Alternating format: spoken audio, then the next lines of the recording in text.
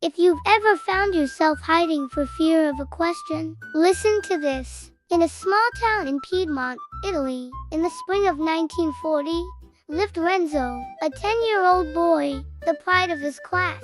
But that morning, he hadn't studied. "It's better if I don't go. If the teacher asks me, I'll blush." Instead of going to school, Renzo took a path toward the fields.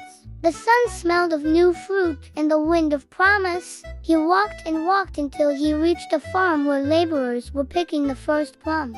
"Hey, kid, aren't you going to school today? The teacher is sick."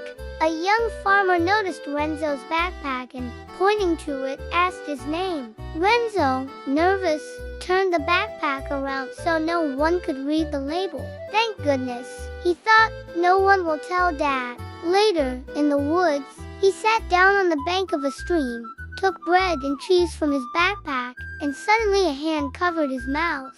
"Stay still. What are you doing here? Is someone following you?" "No, I didn't run away from school. I just didn't want to be questioned." They were partisans, young men fighting for freedom. They were hungry and afraid. They demanded silence and made him promise not to tell anyone. Renzo, frightened, promised, and then turned back. The way back seemed longer. Up ahead, he saw the school principal. His heart skipped a beat. Without thinking, Renzo hid in a passing carriage. Inside were some friars, the village elders, and the gardener. When the carriage stopped, Renzo jumped out and was discovered. The gardener took him by the hand, and the friars, with kind eyes, asked him to tell the truth.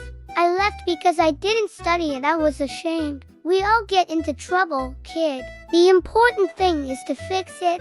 They walked him home. His mother listened without yelling. His father wasn't there. Renzo promised to apologize to his teacher and return to school. That night he learned that lies are shortcuts that lead us astray, and that courage also lies in accepting a mistake.